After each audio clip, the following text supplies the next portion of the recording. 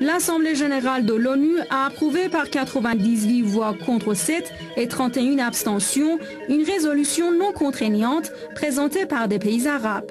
56 pays n'ont pas pris part au vote. Cette dernière demande la tenue d'enquêtes indépendantes, crédibles et en conformité avec les critères internationaux sur les accusations contenues dans le rapport établi par le juriste sud-africain Richard Goldstone et publié en septembre dernier.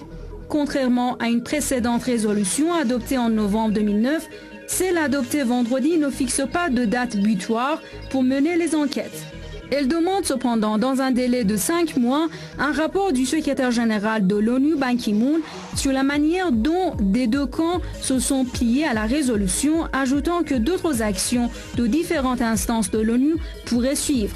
Plus de 1500 Palestiniens ont trouvé la mort et plus de 5000 ont été blessés lors de l'opération Plomb durci lancée par l'armée israélienne. Le juge sud-africain lui-même, juif et chef de la commission d'enquête de l'ONU, après des mois d'enquête, a condamné Israël pour avoir commis des crimes de guerre et crimes contre l'humanité à Gaza. Après la publication de son rapport, l'Assemblée générale l'a approuvé avec la majorité des voix et a demandé au régime sioniste et au Hamas de mener des enquêtes indépendantes à ce propos.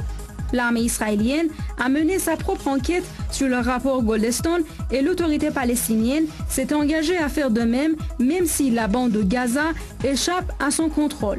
Un an après la fin de la guerre de Gaza et la poursuite de son blocage, l'ONU, au lieu de l'introduire en justice, les criminels de guerre et les auteurs de la guerre de Gaza, a adopté une nouvelle résolution non contraignante.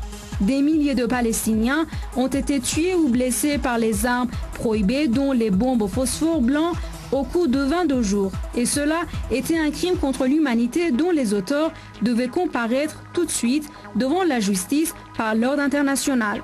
Pourtant, l'ONU, par une approche passive et au lieu de remettre le rapport Goldstone au Conseil de sécurité, demande toujours des enquêtes supplémentaires. Dans une telle conjoncture, les autorités sionistes annoncent tranquillement que Ban Ki-moon est l'ami fidèle d'Israël et les Palestiniens protestent que donner un délai de 5 mois pour des enquêtes supplémentaires n'est qu'une nouvelle occasion à l'entité sioniste pour poursuivre en toute impunité ces crimes.